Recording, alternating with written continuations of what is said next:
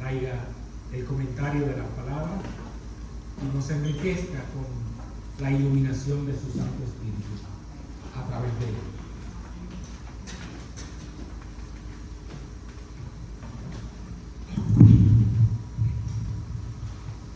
Gloria a Dios, hermano. Demos gracias a Dios por sus misericordias que son infinitas. Yo a veces pienso, y si estuviera en manos de nosotros la salvación, tuviéramos fe. Porque nosotros, haciendo lo bueno, fallamos. Por eso es que tenemos que darle gracias a Dios por su misericordia cada día. Y no tan solo por su misericordia, sino también por su palabra. Su palabra, que es nuestro día a día. Dios sabe cuando nosotros estamos falta de algo y viene y nos lo pone ahí en la lectura. Ven que te toca a ti. Y hoy la primera lectura es instrucciones sobre la oración. Y qué mejor arma tenemos nosotros que la oración a Dios. Por eso Dios se preocupa en poner estos textos aquí para que nosotros no empapemos de ellos. Nosotros sigamos leyendo y sigamos esforzándonos en el camino que tenemos. Esta primera lectura empieza con Pablo escribiéndole a Timoteo diciendo: te exhorto ante todo. Ahora, en ese tiempo lo estaba escribiendo a Timoteo. Hoy, este mensaje para la Gran Comisión. Y Pablo, inspirado por Dios, nos está diciendo a nosotros: les exhorto ante todo a que hagan rogativas, oraciones, peticiones y acciones de gracias por todos los hombres. Yo me preguntaba, ¿esto es necesario? Yo sé que sí, porque está aquí en la Biblia. Es necesario que nosotros hagamos esto. Y es necesario que Dios nos ponga aquí, porque sabe que nosotros le vamos a fallar. Nosotros como congregación, por ejemplo, a mí me enseñó una necesidad. Nosotros oramos, pero oramos poco. Nosotros tenemos un conversadito con Dios, como decimos, pero en realidad no oramos. Oramos aquí cuando venimos un día a la semana, cuando hay un problema. Hemos sido bendecidos que hemos nombrado a nuestra hermana Jocelyn, ponemos oración a tal persona, pero qué poco oramos, y es una realidad en nuestras vidas. Y me enseña una necesidad, hermanos, y quiero decirlo aquí en público antes de comenzar: nosotros necesitamos un día por oración. Sea en la casa del pastor, sea en la casa de mi hermana Josefina, sea en casa de nuestra futura maestra de teología. Pero necesitamos un día de oración, porque esto es tan importante en nuestras vidas. Y nosotros así, lo digo que es así porque inclusive la gente del mundo, yo estaba estudiando esto y uno de los muchachos me escuchó estudiando y me dice: ¿qué es lo que tú estás leyendo ahí? No, la importancia de la oración. Hoy lloro todos los días. ¿Tú te congregas? No. ¿Qué oración tú haces? Adiós. La de Padre Nuestro, tú te la sabes. Pero yo oro, y yo sí, tú le pides a Dios. Y ahí, por eso es que es tan necesario que hayan instrucciones sobre la oración. Por eso es que es tan necesario que nosotros tengamos un orden. Por eso es que es tan necesario que nosotros lleguemos a este punto. Yo me puse a estudiar, porque estaba estudiando esto al frente de todos los muchachos. Exhortar, dice, dar estímulo, animar, estimular a gritos. Y eso nosotros debemos hacer. Nosotros debemos tomar un día simplemente para una oración. Y yo soy el primero que digo, no digo que vamos a hacerlo en mi casa porque no habría un secundero, o pueda que haya un secundero una semana a la otra. Por eso pongo las opciones de que cualquiera tome esa iniciativa, porque yo quiero ser ese secundero. Yo quiero decir sí, yo voy allá. Hay que cruzar por el decir, yo lo voy a cruzar. Hay que ir tal día, separar 1 hora, 2 horas, sí, yo lo voy a separar. Porque en realidad nosotros necesitamos un secundero. Yo me acuerdo que una vez yo propuse de estudiar el libro de Pablo, y wow, tremenda enseñanza, sin maestro. El maestro era el Espíritu Santo y un libro que el pastor nos prestó. Pero lo que se gana de salirse de la rutina de lunes a sábado a dedicarle un tiempo a Dios es muy necesario. Nosotros estudiamos a eso, no sé si le pasa a los 2 o 3 que cogieron la clase, pero cada vez que yo me tomo con un versículo que se ha desglosado, me ilumina y me anima a seguir. Entonces así yo quiero, y no solo yo, sino Dios necesita que nosotros así nos pongamos por medio de la oración. Sí, todos oramos, todos nos levantamos y decimos gracias Señor por este día. Todos rezamos un Padre Nuestro de vez en cuando, pero necesitamos un orden. Y necesitamos una seriedad, necesitamos ponernos en esto que es tan necesario para nuestra vida. La alarma principal de un cristiano es la oración.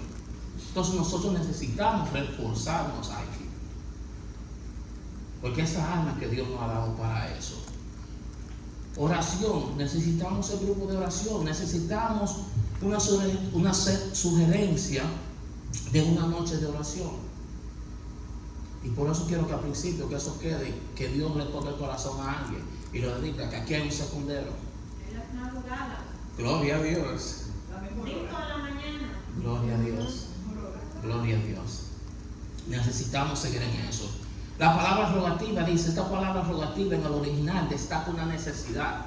La oración viene a ser una necesidad que nosotros tenemos.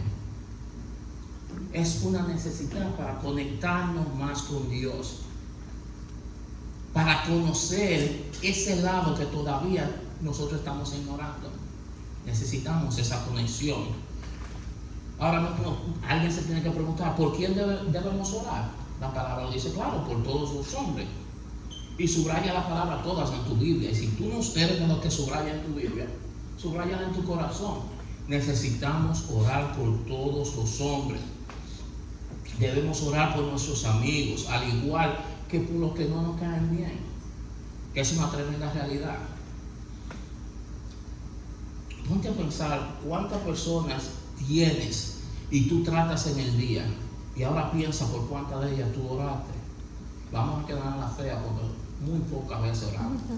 Si oramos es porque hay una necesidad y porque Dios ha puesto eso delante de nuestros ojos y vamos a pedir. Nosotros no necesitamos nada más orar para pedir, sino para dar gracias, sino para que nos dé fuerza a nuestro día a día.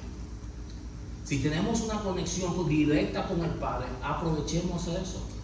Hagámoslo más, que es tan necesario. Aquí el texto dice por todos los hombres.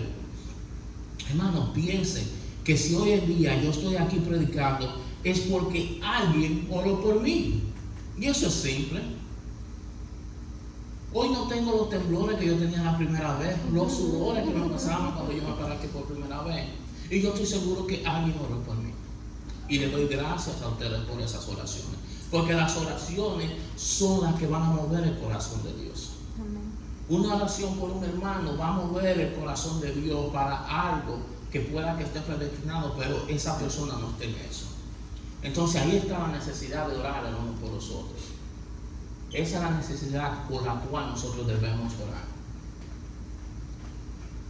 Ahí vemos el poder de la oración y la necesidad de que oremos por todos.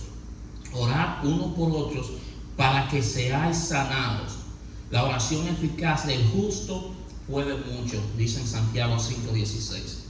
Hermanos, oremos. La oración sigue siendo eficaz, no dudes eso. La oración nos va a ayudar a entender la voluntad de Dios. Cuando oremos con toda sinceridad, con un corazón humilde delante de Dios, muchas veces Dios va a cambiar nuestras oraciones. Eso va a suceder porque Dios nos va a santificar más y eso va a suceder por medio de la oración. Pero si no oramos, ni cuenta nos vamos a dar de eso. Por eso es que es una necesidad.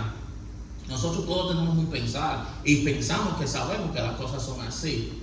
Pero cuando tú entras en una conexión con Dios, todo cambia, hasta tu manera de pensar.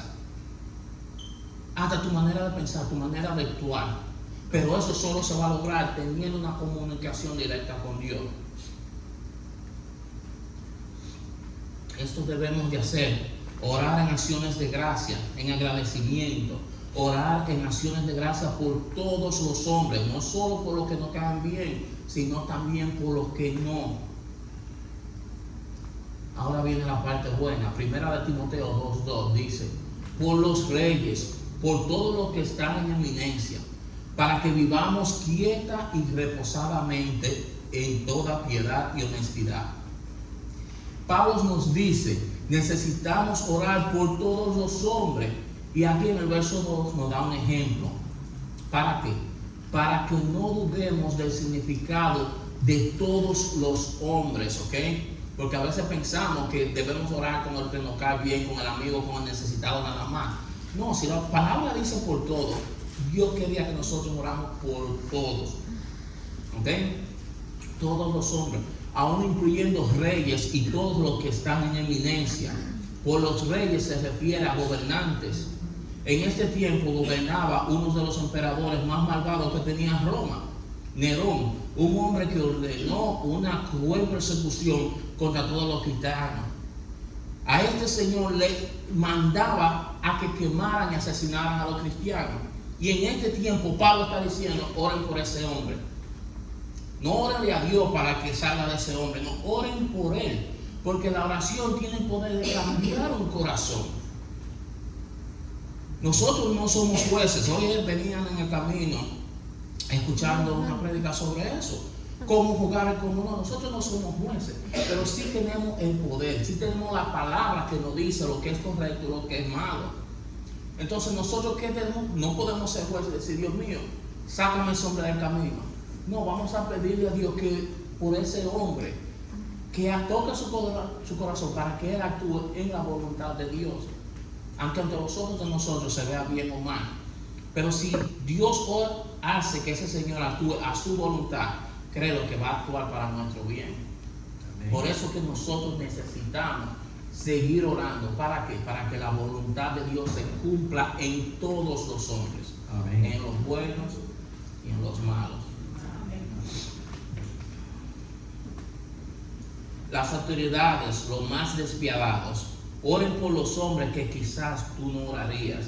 ¿Se dan cuenta? Oremos por nuestros gobernadores, oremos por el corazón de los políticos, por su integridad, por su justicia, por su sabiduría para gobernar.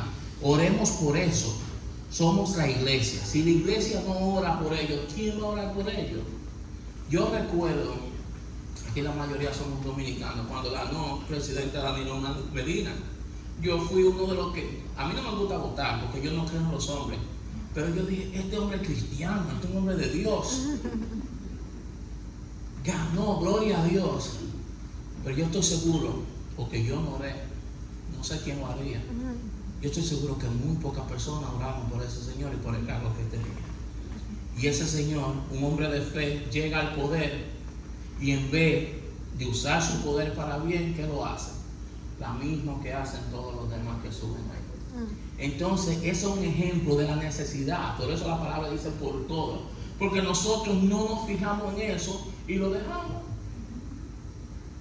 a su voluntad. Yo estoy seguro que si las iglesias se hubieran puesto a orar por ese hombre, Dios hubiera tocado el corazón de ese hombre y hoy estuvieran orando otra historia. O por lo menos un cambio hubiera pasado. No pasa. ¿Por qué? Porque confiamos en los hombres y no en Dios. Amén. Por eso Dios nos dice, oren por todos los hombres, tus gobernantes, toda persona de autoridad, toda persona que tenga que ver algo en este mundo. Tenemos que orar por todos. Si nosotros somos la iglesia y no ora por ellos, ¿quién va a orar por ellos? Nadie. Hace mucho que la iglesia no está orando como debe de orar. También dice por todos los que están en eminencia. Eminencia se refiere a las personas sobresalientes o destacadas en alguna actividad o campo. Oremos por ellos, hermanos, porque es necesario. Oremos por los deportistas, por los cantantes, por los actores, por los artistas. Oremos por ellos porque son una gran influencia en el mundo. Y si Dios toca el corazón de ellos y ellos son influencia para otros a donde la palabra no les llega, se va a reflejar la voluntad de Dios a través de ellos. Por eso es la necesidad de que nosotros oremos por todos. Oremos por ellos porque son una gran influencia en el mundo y oremos por su salvación. Oremos porque todos los hombres, dice aquí, para que ¿Para qué dice el verso? Para que vivamos quieta y reposadamente en toda piedad y honestidad. La exhortación de Pablo llegó en el momento preciso. Oren para que vivamos quieta y reposadamente en toda piedad y honestidad. Entonces, hermanos, nosotros estamos aquí y sí, nosotros estamos tranquilos. Gracias a Dios, la iglesia no es perseguida hoy en día. Gracias a Dios, creo que todo el mundo es bendecido por Dios y estamos tranquilos. Pero sin la oración, eso puede cambiar en cualquier momento. Sin la oración no estamos tocando bases que pueden ser de gran alivio para nosotros en nuestra vida. Sin la oración no estamos ahí, por eso es que debemos orar por todo. ¿Para qué? Para que Dios siga actuando en aquellos que son sus hijos y aquellos que no son sus hijos y lo puedan ser. Ustedes sabían que Dios quiere que todos se salven. Por eso la palabra dice, oren por todos. Nosotros somos los que fallamos y nosotros somos los que decidimos no escuchar la palabra de Dios. Nuestro Dios es tan magnífico que mandó a su Hijo a pagar el precio. ¿Para qué? Para que todos, a mí la palabra dice muy poco, todos son llamados, muy poco los recibidos, pero es por nosotros, porque nosotros no abrimos el corazón. Ahora, si nosotros estamos aquí y estamos obedeciendo la voluntad de Dios, esa es la voluntad de Dios, que nosotros oremos por todo, porque por medio de la oración se van a salvar mucho.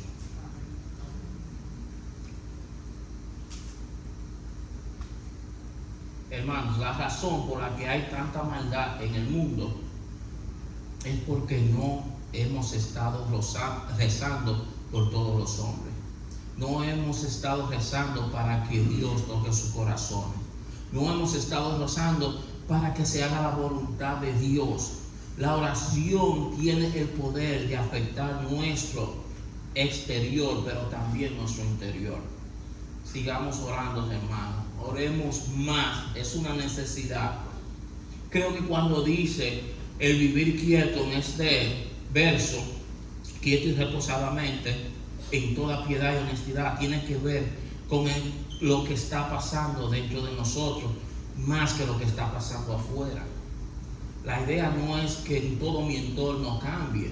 Oro para que todo cambie a mi alrededor, sino que a través de la oración Dios cambie mi corazón, cambiando mi perspectiva y la manera en la que veo las cosas.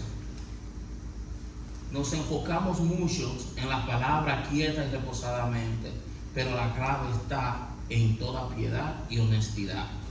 Si se piensa en esto, oramos para que los gobernantes puedan ejercer su gobierno en toda piedad y honestidad, que es tan difícil hoy en día. Lo ideal sería eso, pero realmente es difícil que ocurra eso. Pero realmente este texto está hablando de la piedad y la honestidad de nosotros como creyentes, verdaderos creyentes, que es lo que necesitamos ser. La piedad no es simplemente portarse bien o hacer lo correcto. La piedad es la vida que pertenece a Dios. Y eso es importante entender, porque lo que vamos a ver más adelante es algo que se usa mucho. Pablo en esta carta la usa bastante en todas estas cartas pastorales, y es la piedad.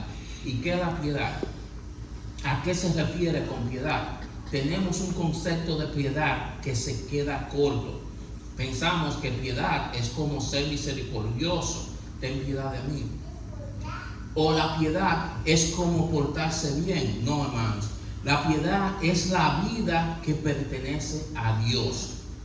La piedad es esa vida que nosotros tenemos que ejercer hoy aquí en la tierra para que sea agrado de Dios. El diccionario bíblico lo define así: piedad específicamente ese esquema del evangelio. Y eso lo tenemos que tener nosotros pendiente. Nuestra vida es la representación de piedad de Dios por nosotros. Y esa vida que nosotros llevamos hoy tiene que ser reflejo para aquel que simplemente porque se dice la palabra de Dios no la quiere escuchar. Pero tienes ojo para ver y oído para escucharte cuando tú dices algo y cuando te ven. Hermano, nuestra vida tiene que ser referencia de Dios. Y por eso es tan necesario la oración. Sin la oración no vamos a lograr eso. Muchos dirán, esquema del Evangelio, ¿a qué se está refiriendo esto? Esquema es una representación gráfica y es la piedad, una representación gráfica del Evangelio. No solo es la creencia, sino también la práctica apropiada acerca de Dios. ¿Quién es Dios? ¿Quién es el Evangelio? El Evangelio tiene que afectar nuestro modo de vivir en esta tierra. Nuestra vida representa el Evangelio a los ojos del mundo. No solo es predicarlo, no solo es anunciarlo, es vivirlo para que la gente vea que sí se puede vivir así. Amén. Por eso le daba el ejemplo que estaba diciendo anteriormente en el negocio. Es un ejemplo que nosotros tenemos que dar para que otros lo vean. A mí ya me están comparando que esta es mi diversión, dicen los muchachos. La mía es montarnos todo de la tuya y a la iglesia. Pero yo sé que Dios ya está trabajando con eso, porque ya ellos realizan que mi gozo viene a la iglesia. Entonces ya en un subconsciente Él está trabajando porque ellos lo saben. Así mismo me dijeron, en mi gozo mío montamos todo, igual que el tuyo y a la iglesia. Y Dios, gloria a Dios, porque si es así y tú te estás dando cuenta de eso, pronto te veo en la iglesia. Digamos. Por eso, hermano, la piedad es el resultado de la oración. Cuando pasas tiempo en la presencia de Dios, terminarás pensando como Dios piensa y actuando de acuerdo a lo que Él es. ¿Qué es Dios? Santidad. Si nosotros seguimos orando y seguimos profundizando en la palabra, poco a poco nos vamos a ir santificando más. Por eso la sugerencia de una noche de oración. Porque una noche no nos quita una hora, y como lo dije el pastor, estoy dispuesto a cruzar el puente. Amén. Una hora no nos quita tiempo, pero nos va a ayudar muchísimo, porque es una gran necesidad. Necesitamos hacerlo como congregación, hacerlo todos juntos, porque sí todos oramos, pero no lo suficiente y no siempre de la manera adecuada.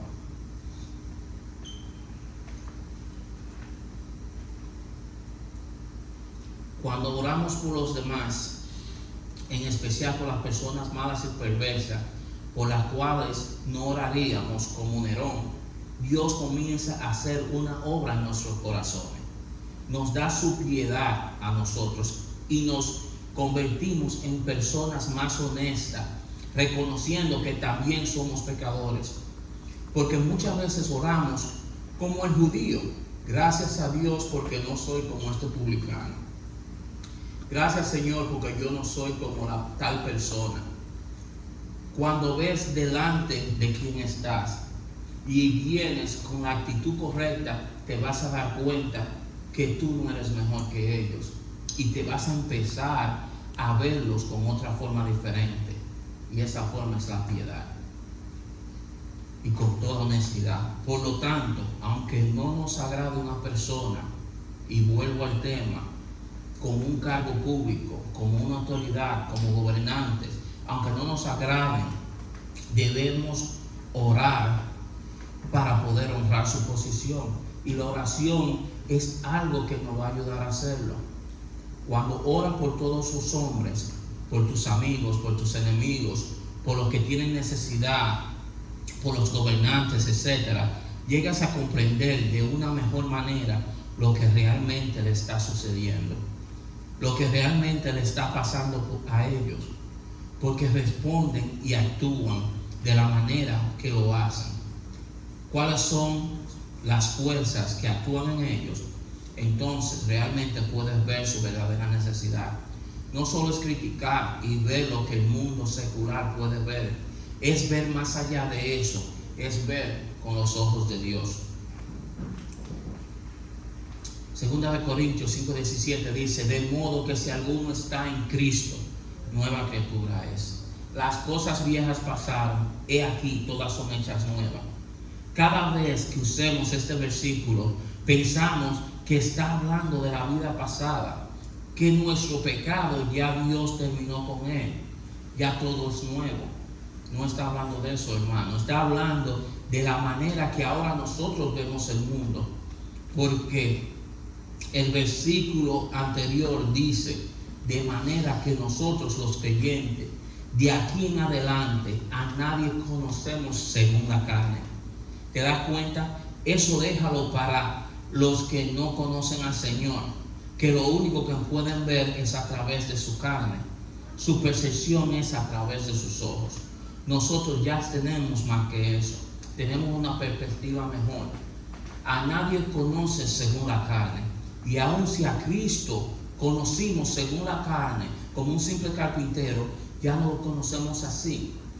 Ya se nos ha revelado quién es Él. Él es el Hijo de Dios. Entonces, de modo que si alguno está en Cristo, nueva criatura es. Las cosas viejas pasaron. Tu forma de percibir el mundo ya pasó. Ya no vives en la carne. Ya no vivimos de forma carnal. Y aunque es difícil, porque yo peleo contra la carne en mi día a día, aunque pierda muchas batallas, muchas veces trato de ganar la mayoría, pidiendo perdón y arrepiéntome y volviendo a Cristo. Entonces Cristo me da un chance y aquí todo es nuevo. Vas a empezar a ver de forma diferente a todas las personas. ¿Por qué? Porque la vas a ver con piedad. ¿Qué fue lo que hizo Jesús cuando estaba en la cruz? Él oró por sus transgresores. Padre, perdónalos, no saben lo que hacen. Cuando lo estaban crucificando, hermanos, eso es piedad. Poder entender su condición, perdonarlos porque no saben lo que están haciendo. Eso es piedad. Tú y yo tenemos que orar para recordar que la condición de todos es la misma que la nuestra, que era la nuestra. Somos todos pecadores. No somos mejores que ellos. Eso déjalo para lo carnal. Déjaselo a alguien del mundo. Cuando un creyente vive criticando y hablando mal de sus autoridades, lo único que está demostrando es que no tiene una vida de oración. Y si la tiene, no es como debe ser. Porque no hay piedad en él. Hermano, ¿dónde está la piedad? Todos nos damos cuenta que está mal. Pero si solo criticas lo que está mal, te está poniendo a nivel de él, a nivel de un incrédulo. Es mejor decir, voy a orar por esa persona y créelo, que si estuvieras orando por él, se acabarían las críticas, entenderías su condición y entonces dirías, Señor, sálvalo. Si oramos como dice aquí, sobre todo que estamos en la presencia de Dios, no importa cómo la persona sea, vamos a verla de una manera diferente, al grado de poder orar por él. Y vamos a entender realmente lo que dice a continuación en Timoteo 2, los versículos 3 y 4. Porque esto es bueno y agradable delante de Dios nuestro Salvador, el cual quiere que todos sean salvos y vengan al conocimiento de la verdad. ¿Quieres otra razón mayor que esta? Esto es bueno y agradable delante de Dios. Así de sencillo. Como creyente, tu vida ya no se trata de agradarte a ti mismo, sino de agradar al que pagó el precio por ti. Definitivamente serás una persona de oración. Por lo tanto, si tú no tienes una vida de oración, estás haciendo algo malo y desagradable delante de Dios. Un verdadero creyente ora para agradar a Dios. Y sé que muchos dirán, pero yo oro, porque hasta los impíos dicen que oran.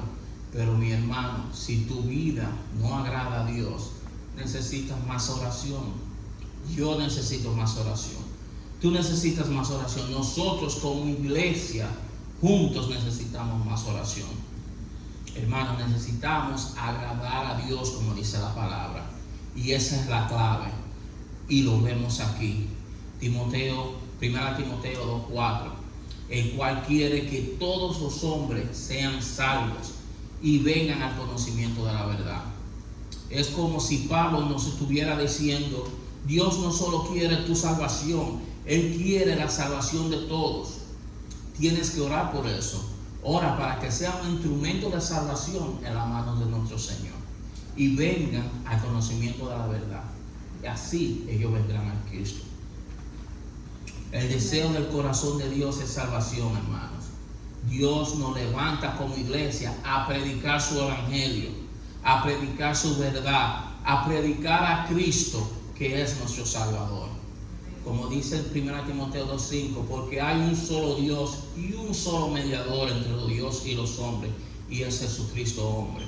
Jesucristo, el Hijo de Dios, el único mediador entre Dios y los hombres, el único que pagó el precio para que todos los que lo acepten a Él puedan llegar al Padre y obtener vida eterna. ¿Y cómo logró esto? El versículo 6 nos dice, el cual se dio a sí mismo en rescate por todo. Y esa es la verdad. Jesús, el Hijo de Dios, se hizo hombre para dar su vida por rescate de todos. No de un grupo, no de dos. Si llegamos a un grupo es porque así lo decidimos. Pero su voluntad y la voluntad de Dios es que lleguen todos. Este versículo me ayuda mucho con la predestinación, porque yo mismo me preguntaba cómo Dios elige a un grupo y no a otro, cómo Dios sabe que te va a salvar y no. Y este versículo me pone a mí claro, Dios no quiere a todos que seamos salvos, todos, y por eso su Hijo pagó el precio, y por eso su palabra, y por eso es tu deber y mi deber de llevar esta palabra por el mundo entero para que todos la oigan y para que todos tomen su decisión si van a seguir a Cristo o no. Yo he decidido seguir a Cristo. Espero que aquí todo el mundo haya decidido seguir a Cristo, porque aquí, como dice este versículo, es el único camino a salvación. Amén. Esto es lo único que agrada a Dios. Fuera de esto, lo que hay es juicio, hermano.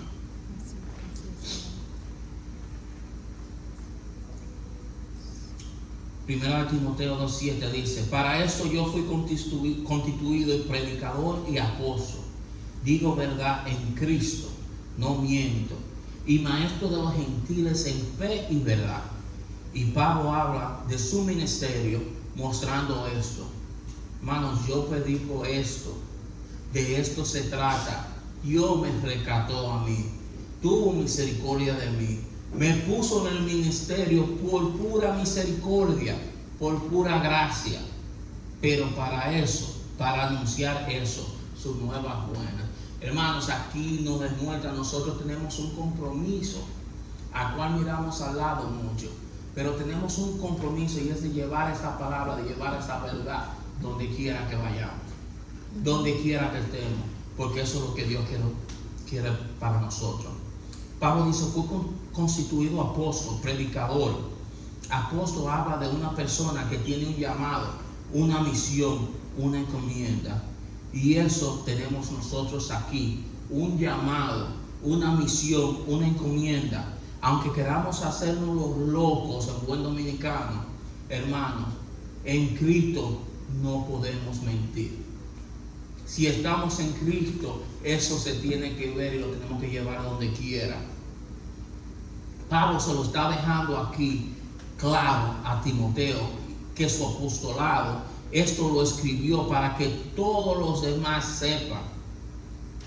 Hermanos, hoy lo saben, hoy lo sabemos, y cada vez que pasemos por estos versículos nos lo van a recordar. Tenemos un propósito aquí, y por eso tenemos que seguir. Pablo fue maestro de los gentiles en fe y en verdad, reconociendo que no era solamente para los judíos, sino también para los gentiles. Fue constituido para predicar el evangelio, para dar testimonio de la salvación de Jesucristo. Hermanos, dos cosas que van juntas son la oración y la predicación. Si no estás predicando es porque quizás no estés orando. La oración te lleva a ser piadoso, a tener compasión, a entender la necesidad de la mente de la persona, a orar por ellos, a predicarles el evangelio. La oración nos va a ayudar a cumplir con el llamado que tenemos como iglesia, de ser luz en este mundo y anunciar las virtudes de aquel que nos llamó de la tiniebla a su luz admirable, de proclamar la salvación que Jesús logró con su sacrificio en la cruz. Se dio por rescate por todos nosotros, Imagínate que tenemos este gran evangelio, esa gran verdad. Jesús pagó el precio por todos, porque Dios quiere que todos seamos salvos y tú y yo callados. Imagínate que sea así. Qué desperdicio de mensaje, qué desperdicio de nuestras vidas si nos quedamos callados. Hermanos, recapacitemos. Estamos aquí con la oportunidad de hacerlo bien y en el nombre de Jesús. Con la oportunidad de pararnos a un púlpito a poder hablar la verdad de Cristo. Hoy aquí hay alrededor de 20 personas. Mañana pueda que tengamos el mundo delante de nosotros. Y por eso es tan necesario que nosotros nos apoderemos de esto. Hermanos, Cristo nos ha salvado para que podamos proclamar su verdad, no la nuestra, su verdad. Pero si no estamos orando, fácilmente perderemos el objetivo, que es la salvación. La iglesia sigue en este mundo como instrumento de Dios, instrumento de salvación. Y no estoy hablando del sacrificio, porque eso ya Jesús lo hizo. Pero somos nosotros los que tenemos el llamado, la gran comisión de ir y predicar el evangelio por todo el mundo. Tenemos que fortalecernos en la oración, porque es de agrado a Dios y nos permitirá santificarnos más y tener más piedad de cómo piensa el mundo. Amén. Amén. Creo que se entendió un poquito, pastor. Voy a brincar el salmo para terminar con el evangelio. Y el evangelio de hoy, les voy a ser honesto, lo considero uno de los más difíciles que yo he leído y he tratado de entender. Traté de escribir un par de cositas, pero el Espíritu Santo que me deje y me ayude a presentarle esta versión.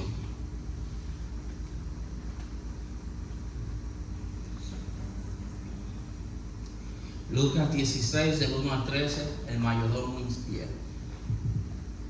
Esta parábola nos da las exhortaciones de Jesús sobre las riquezas. El versículo 1 dice: dijo también a sus discípulos, había un hombre que tenía un mayordomo, y este fue acusado ante él como disipador de sus bienes. O sea que el hombre le había fallado en su trabajo.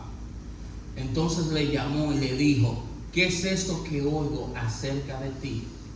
Da cuenta de tu mayordomía, porque ya no podrás más ser tu mayordomo. Como quien dice, termina tu tarea, porque ya tú no vas a poder trabajar conmigo. Entonces el mayordomo dijo para sí: ¿qué haré?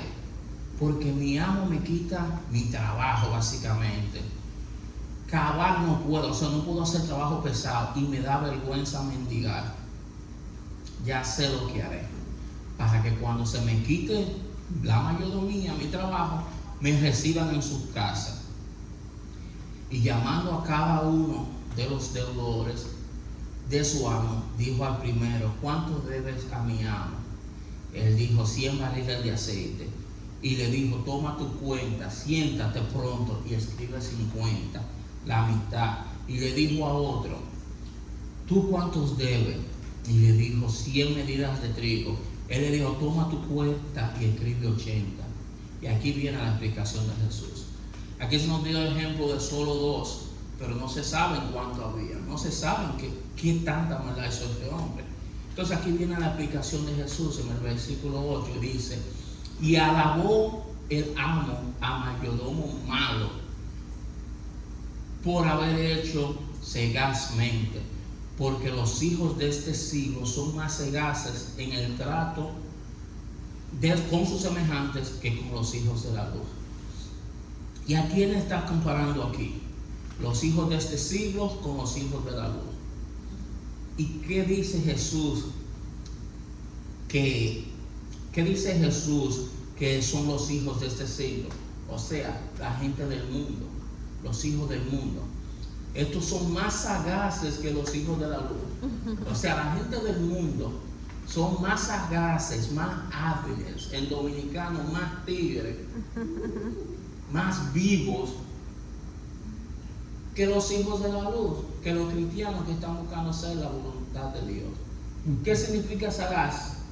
Que tienen facilidad para comprender las cosas, de percibir con claridad lo que conllevan. Y engañar también.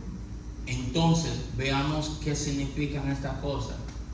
Primero, los hijos de este siglo, estos son los pecadores, los hijos de este mundo, los no creyentes. Porque evidentemente los hijos de la luz son los hijos de Dios, los discípulos de Cristo, los creyentes, los redimidos. Juan 12:36 dice: entre tanto que tenéis la luz, creed la luz para que seáis hijos de la luz. Efesios 5:8 dice: porque en otro tiempo erais tinieblas, mas ahora sois luz en el Señor, andad como hijos de luz. Primera Tesalonicenses 5:5 dice: porque todos vosotros sois hijos de la luz del día, no somos de la noche ni de las tinieblas. Jesús nos está diciendo, los hijos de los siglos, los hijos del mundo son más sagaces, más astutos, más vivos que los hijos de la luz. ¿Y en qué hace esas relaciones con los semejantes? ¿Qué representa las relaciones con sus semejantes para este mayordomo? En este caso, el medio de asegurar su futuro. Con esas relaciones que tuvo, voy a llamar a este deudor y a este le voy a bajar la deuda y le voy a dar esta relación de intercambio. Eso garantizaría su futuro. Me van a votar, pero como ya estos deudores se van a acordar de mí, lo que hice por ellos, y me van a aceptar en su casa, me van a garantizar mi futuro. Ahora tenemos mejor idea. Los hijos de este mundo son más tigres en el manejo de sus cosas para garantizar su futuro en las cosas terrenales que los hijos de la luz. Los hijos de la luz no están pensando mucho en su futuro, y esto es una realidad, hermano. No sé si ya hemos caído en lo que Jesús está queriendo decir en esta parábola. Por eso los discípulos le preguntaban a Jesús: ¿qué es lo que quiere decir eso? Porque Jesús les hablaba así. No sé si ya hemos caído en lo que Jesús nos está tratando de decir. En el mundo, el impío es sagaz, es hábil para asegurar su futuro. Y nosotros como cristianos, conociendo nuestro futuro, estamos dormidos en la iglesia. Nosotros, sabiendo la bendición que Dios tiene para nosotros, estamos sentados creyendo que los pajaritos van a parir. Hermanos, tenemos un compromiso, necesitamos despertar. Esta parábola está aquí para que nosotros nos demos cuenta cómo en el mundo, como si estuviéramos nosotros en el mundo, hiciéramos los trajes, como decimos nosotros, para asegurar cualquier cosa. Y nosotros estamos muy confiados en Dios. Estamos demasiado relajados, demasiado tranquilos. Y me dio gusto lo que pasó aquí en la iglesia, porque nos da a ver una realidad que necesitamos despertar, necesitamos abrir los ojos, necesitamos movernos. Todos, si habemos 20 aquí, si habemos 25, estos 20 que están aquí necesitan moverse. Necesitan moverse para ir por 40, para ir por 100, para ir por todos, como decía la palabra anteriormente. Necesitamos ser sagaces, hermanos, no con las cosas del mundo, que para eso no necesitamos que nos lo enseñen. Eso vino programado dentro de nosotros. Necesitamos ser sagaces en las cosas de Dios. Necesitamos continuar, abrir los ojos y actuar como Dios quiere que nosotros actuemos. En movimiento hacia las cosas de Dios, hermano. ¿Cuál es el futuro de los hijos de la luz? No está limitado a este mundo. Va más allá de este mundo. Por eso, Él habla de que serían recibidos en la morada eterna. No sé cuántos aquí se han puesto a pensar qué va a pasar ese día. No sé cuántos aquí están realmente maquinando si nosotros vamos a entrar. La palabra dice que sí, si le somos fieles a Cristo. Pero no podemos serle fiel a Cristo 2 horas a la semana. Necesitamos serle fiel a Cristo las 24 horas del día. Hasta soñando necesitamos serle fiel a Cristo. Porque hasta en los sueños yo creo que fallamos. Y necesitamos ser evidentes, necesitamos ser claros con eso. Hermano, nosotros no hemos tocado ni un grado de las bendiciones de Dios. Y las bendiciones de Dios van a llegar por medio de nosotros a actuar a su favor. Por medio de nosotros caminar, por medio de nosotros orar, por medio de nosotros seguir en eso por la cual Jesús pagó el precio. La sagacidad que Jesús está motivando a que debieran tener los hijos de la luz es que se manejen así para las cosas eternas. Ustedes tienen un futuro que va más allá y entonces seguimos dormidos, seguimos tranquilos, quietos, dice la palabra en otra ocasión, a lo que venga. Confiados. No podemos estar confiados, porque si estamos confiados en la generosidad de Dios, porque es un regalo lo que Dios nos ha dado, estamos confiados en eso, pero Dios está confiando que nosotros hagamos un trabajo. Acuérdense lo que decía la palabra anteriormente, somos instrumentos, la iglesia es instrumento de Dios aquí en la tierra. Tenemos esa responsabilidad y no podemos hacerlo de la vista gorda, no podemos seguir esperando un furultano que haga. Necesitamos nosotros hacer la voluntad de Dios. ¿Qué hacen ustedes con lo grandioso del futuro que nos espera? No estamos haciendo nada. Porque si sabemos que ese futuro viene para nosotros, nosotros debiéramos estar actuando de acuerdo a eso. Si creemos en la salvación, si creemos en Jesús que pagó el precio, nosotros necesitamos actuar en base a eso. No puedo creer en Jesús sentado en mi casa. No puedo creer en Jesús esperando que el pastor predique o que el pastor vaya a la iglesia un domingo. No puedo esperar en Jesús en eso. Jesús te tiene a ti, me tiene a mí como instrumento para que nosotros nos movamos en nombre de Él, para que nosotros hagamos la voluntad de Dios. Hermanos, es claro que aquí se está hablando del dinero. En esta parábola, el dinero es un recurso para ser usado en bien de los demás. Lucas 16:9 dice: y yo os digo, ganad amigos por medio de las riquezas injustas, para cuando éstas falten, os reciban en las moradas eternas. Cuando leí esto por primera vez, yo me dije, ¿cómo así? ¿Cómo que hagamos amigos por medio de las riquezas injustas? ¿Qué quiere el Señor que yo haga? No creo. Esto hay que estudiarlo. Aquí hay que ponerse en oración para entender qué es lo que Jesús me está diciendo a mí. Si nos detenemos a ver lo que hizo el mayordomo infiel primero, él ganó amigo por medio de las riquezas injustas, a lo que él hizo. ¿Qué es lo que quiere decir por riquezas injustas? El dinero de este mundo. ¿Qué fue lo que él hizo? Se ganó los amigos. ¿Cómo? Reduciéndose las deudas de su amo. En fin, él les regaló dinero a esa gente. Ya no tenían que pagar toda esa deuda. Él hizo amigos utilizando el dinero de su amo.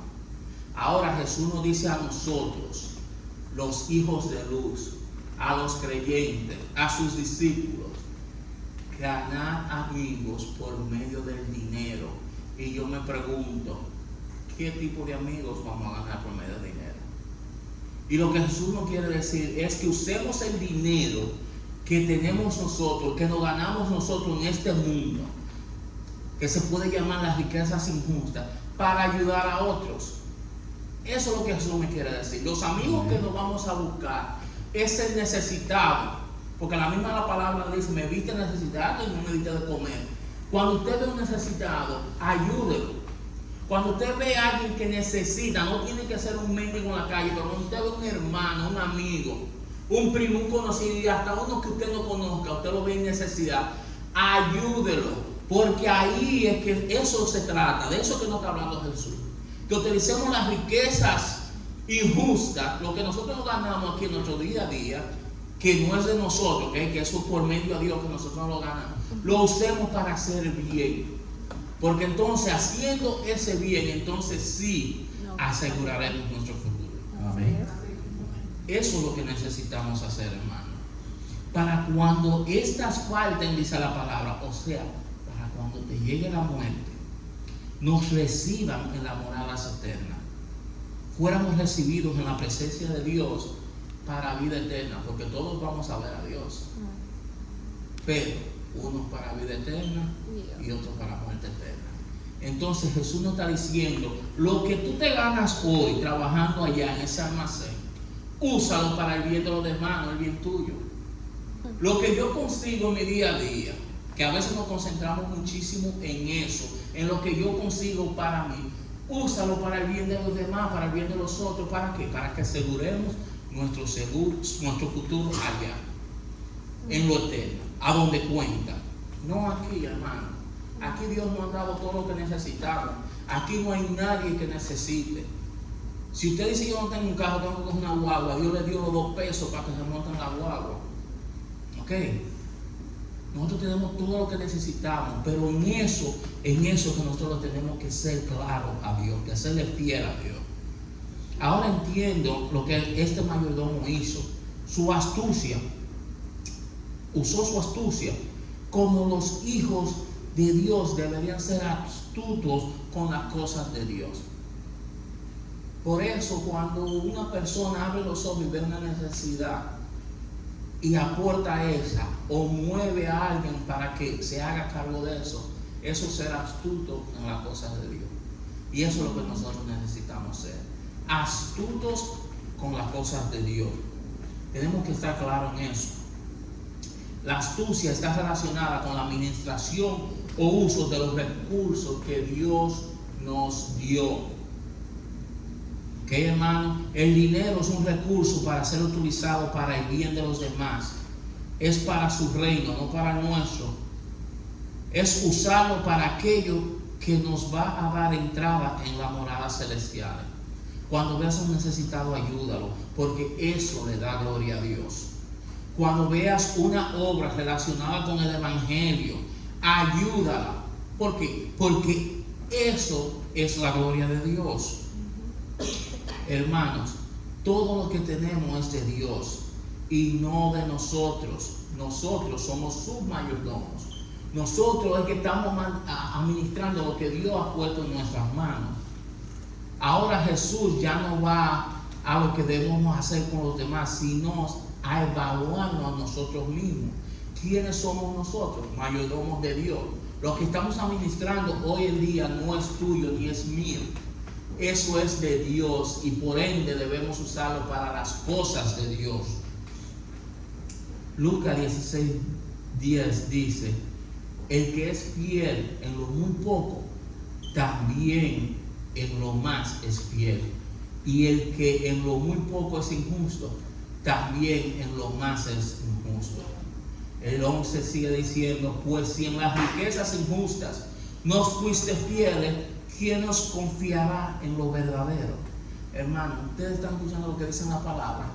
Si aquí con lo que Dios pone en nuestras manos nosotros no somos justos, ¿tú crees que Él nos va a dar entrada allá cuando lo tengamos todo? No. Entonces nosotros tenemos que serle fiel a Dios hoy con lo que tenemos, no soñando en pajaritos preñados, no soñando en lo que va a venir, no pensando en un futuro en esta tierra de que si me entra algo yo hago algo. No, hoy con lo que tenemos en los bolsillos, en eso le tenemos que ser fiel a Dios. ¿Para qué? Para que probando nuestra fidelidad en lo poco, Él nos pueda poner allá arriba en lo mucho. Porque no crean que tampoco es que Él te va a dar aquí para que tú hagas, no, arriba en lo mucho.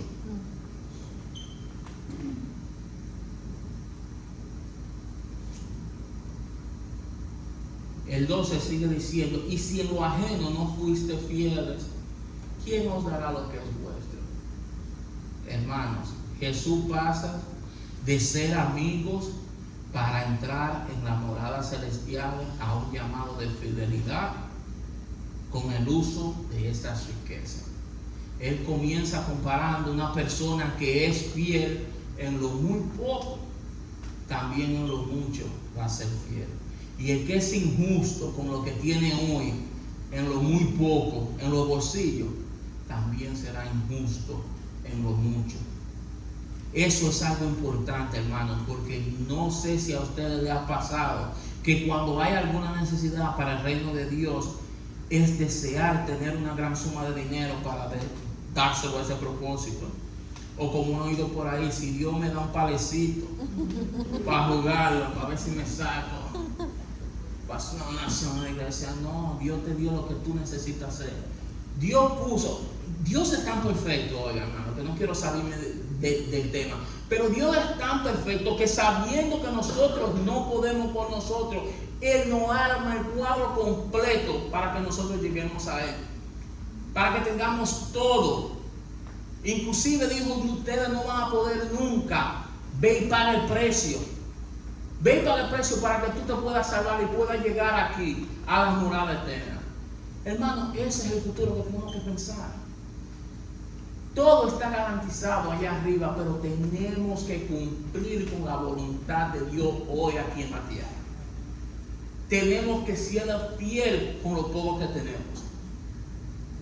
Presentar el reino de Dios aquí en la tierra, como ayudando al necesitado, ayudándonos a las obras de las iglesias. No solamente digo de esta iglesia, a las obras de las iglesias que Dios ponga en tu camino, porque Dios te presenta oportunidades para que tú lo puedas glorificar a Él, no para que tú te glorifiques. Ya de eso estamos pasados. Para que tú puedas glorificar su nombre, para que tú, que eres hijo de Dios, que eres creyente, que sabes lo que estás haciendo aquí, lo hagas y muevas las piezas como Dios quiere que sea movida, para que su nombre sea glorificado, hermano. Aquí el mensaje es que seas fiel con lo que Dios te dio. No sueñes con un futuro terrenal o lo que vendrá para usarlo para la obra de Dios. Seamos fieles en lo poco, porque ese poco Dios nos lo ha puesto en nuestras manos para que en lo poco le seamos fieles. Lo que determina si yo soy fiel o no, no es la cantidad de cosas que tengo, sino el carácter verdadero con Dios que yo he desarrollado. Ustedes recuerdan la historia de la viuda que ofrendó las 2 monedas y fue elogiada por Jesús. ¿Por qué? Porque esa viuda lo dio todo, esa dio todo lo que tenía. No la cantidad que dio, sino que dio todo lo que tenía. Hermanos, necesitamos darlo todo por el reino de Dios. Nuestra victoria está garantizada en Cristo. Ahora nos toca a nosotros hacer nuestra parte. Y es glorificar a Dios y glorificar a Cristo aquí, en esta tierra. ¿Para qué? Para aquellos que no le conocen, para aquellos que todavía están ciegos y ignorando la verdad, vean con sus ojos y escuchen con sus oídos que Dios existe y que Dios te cambió a ti y me cambió a mí para demostrar su poder aquí en la tierra y para demostrar que la voluntad de Dios va a predominar por el mundo entero. Hermanos, hagamos la voluntad de Dios, porque ese es el llamado que Dios tiene para nosotros. Sé fiel, hijo mío, en lo temporal que he puesto en tu mano, para que disfrutes de lo eterno que te he garantizado. Y yo creo que ya ustedes están pensando cómo vamos a aplicar esto en nuestras vidas. Y si yo estoy realmente siendo fiel con lo que Dios me ha dado, hermano, no deje que el dinero ocupe el lugar de Dios. Por eso Lucas 16:13 termina diciendo: ningún siervo puede servir a 2 señores, porque aborrecerá a uno y amará al otro, o estimará a uno y menospreciará al otro. No podéis servir a Dios y a las riquezas. 2 señores no pueden haber en el corazón de nadie, porque amará a uno y despreciará al otro. No se puede servir a Dios y a las riquezas. Yo me pongo a pensar en el gran reto que tenemos, porque en medio del llamado de Jesús, de nosotros a manejarnos bien con lo que Él nos ha dado, es posible deslizarnos para un lado. Es posible estar tan enfocados en los detalles del manejo administrativo y olvidarnos del de Dios, que es el dueño de todo esto. Y estoy dejando que esto sea mi Señor. Yo no puedo perderme por hacer lo que yo creo que Dios quiere que yo haga y olvidarme de serle fiel en lo poco, y si nos da mucho, en lo mucho, pero nunca olvidar que somos mayordomos de Dios. Simplemente estamos administrando lo que Él pone en nuestras manos. Necesitamos hacer todas las cosas para Él, como Él quiere, para la gloria de Él. Nunca va a ser para la gloria de Dios si no le doy el primer lugar. Nunca va a ser para la gloria de Dios si causo división. Nunca va a ser para la gloria de Dios si sigo mis pasos y no los de Él. No va a ser para la gloria de Dios algo que me traiga a mí vanagloria. Y sigo viendo en etapas de mi vida metas y objetivos que no están relacionadas para nada con Dios. Y entonces estoy usando los recursos de Dios ¿para qué? Recursos monetarios y tiempo, porque también el tiempo es un regalo de Dios. Y lo estamos desperdiciando en cosas que no son para Dios, en algo que no es el Dios de la Biblia, sino el Dios de la riqueza. Hermano, la administración de los recursos de Dios es una obligación permanente. Permanente. Tenemos que serle fiel. Tenemos que caminar en pos de Él por este mundo, haciendo la voluntad de Él y para la gloria de Él. Sigamos alimentándonos de la palabra, sigamos tomando estos consejos, sigamos congregándonos, que es tan necesario. Y como decía la primera lectura, sigamos orando, oremos como iglesia, no para que Dios cambie el mundo a favor de nosotros, sino para prepararnos a nosotros para ver y entender el mundo, para poder seguir caminando y seguir actuando en pos de Él. Porque la iglesia, porque nosotros somos sus instrumentos aquí en la tierra.